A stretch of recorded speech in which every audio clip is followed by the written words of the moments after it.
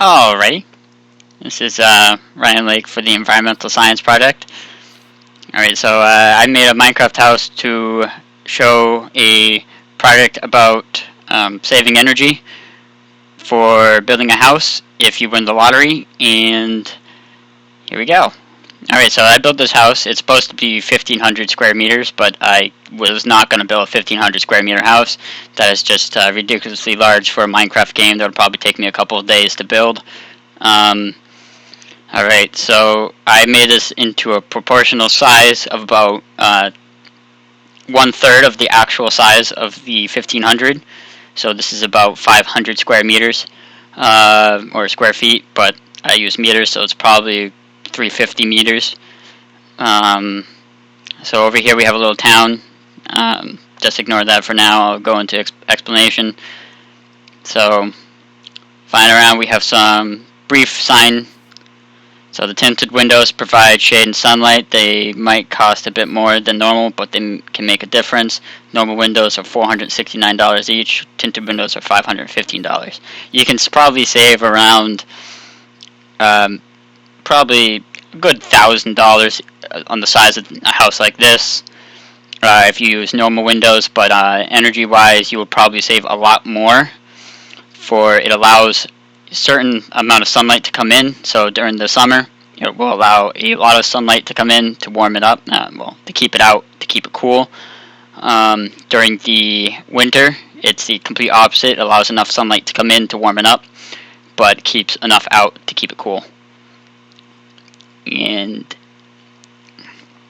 that would save you in bills probably around $500 a month for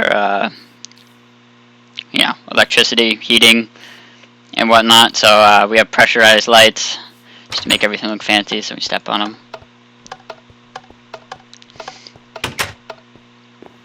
So inside the house we have, just ignore the torches, those are for building purposes, and so you could see those actually don't really count as anything. So cake is a delicious and a lie.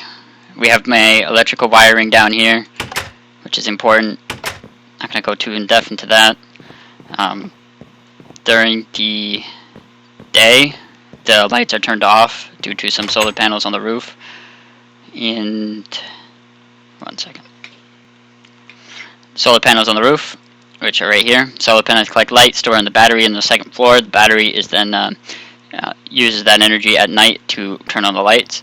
So each solar panel is $3,220 each at $28,249. So the average electric bill MA is $1,600. So over probably the course of 25 years, those it would probably equal up to the same price. So that is a month right there. So in the course of a year, that would be multiplied to 1,200. So 12, my bad. So you would probably save a lot of money if you bought these, which I wouldn't. And you would also have to get the maintenance, and if they break, you would have to replace them, which is kind of expensive. And they last up to 5 to 10 years. All right. So back inside the house.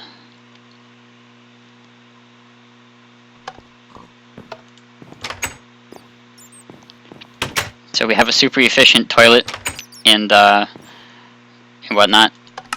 So if you buy the right toilet, you could probably save $150. If you get a gravitational toilet, which is what you usually use these days, you will save a lot of energy and not as much water, but you will save a lot of electrical energy compared to other types of toilets.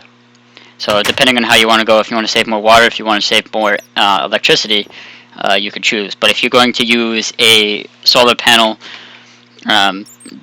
for your houses for energy, then I would recommend going with something that saves water instead of electricity, for you get your own electricity from the sun.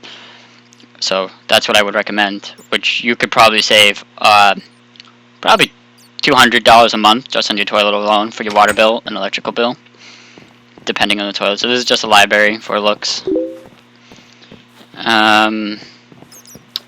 Over here we have an energy efficient fridge, which is about $2,000. They use less energy to keep the product cool by using a repeating ice system, which is located in the back of the fridge, which constantly cools down itself. Over here we have an energy efficient dishwasher, which uses less water, but still gets the same job done, which is important now these days. So the sink's about $314, and it doesn't really look like a sink, but it looks cool, so excuse that.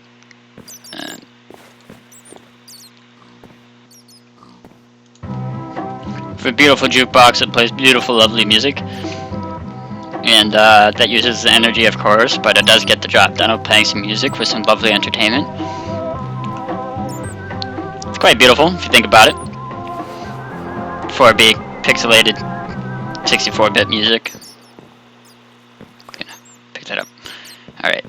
So over here we have a wonderful counter. Most of this house is made out of wood. So that wouldn't really be that energy efficient, but you can't really build your house out of many things these days besides brick. But brick is really cold, so during the winter you would need a lot more energy to warm up your house.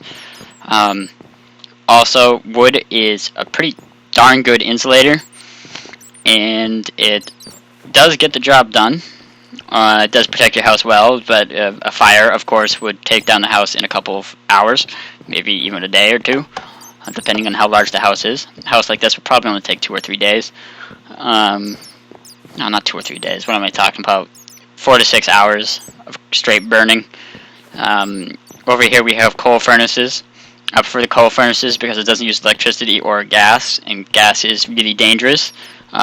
Coal is, it might be a non-renewable resource, but it does make some delicious food, and everyone likes food that is delicious.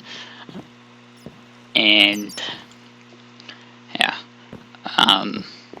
so that's a coal furnace over there. Use that to make some delicious food. I'm gonna head over here. I'm gonna go upstairs.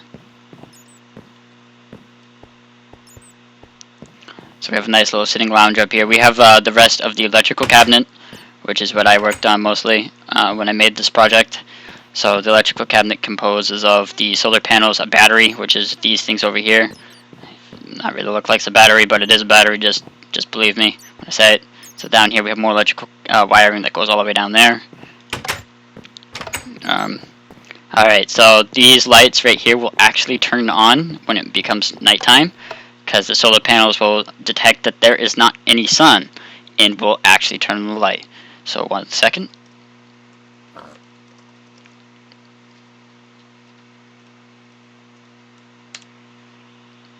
Now it is nighttime, and now the lights are on. Alright. So, as we walk around, go back outside. Make it daytime again to make it nice and pretty. Alright, so we have our own garden right here. We have our own well. The well allows us to get enough our own water. This saves a lot of money. You could use this for drinking, for bathing if you really wanted to. It'd probably be really cold. You could use it for your own garden too, which is what I have over here. It's actually hooked up. You probably can't see it because I did it underground. So we have some delicious wheat, some delicious potatoes, some delicious carrots, some watermelon pumpkins, and some natural, beautiful flowers, which are really cool. Building your own garden and harvesting your own food could probably save you a lot of money a year. It could definitely save some money on groceries. So not alone would you make nice, beautiful, delicious soil, you would also save a lot of money from not needing to buy groceries. Alright, over here we have an outside barbecue grill, which I thought was cool, so I just kind of put that in there. Not really that energy efficient, doesn't really use resources, but you could put wood if you really wanted to, but looks cool. Just a resting lounge. Rain. Sorry about that. So over here we have a windmill that generates power, which puts it into this little storage device over here that sends it over. Over here we have a town which this windmill actually provides energy for, and it gets stored in this battery over here. I want to say battery, I don't really know what they call it. It's like a power storage system.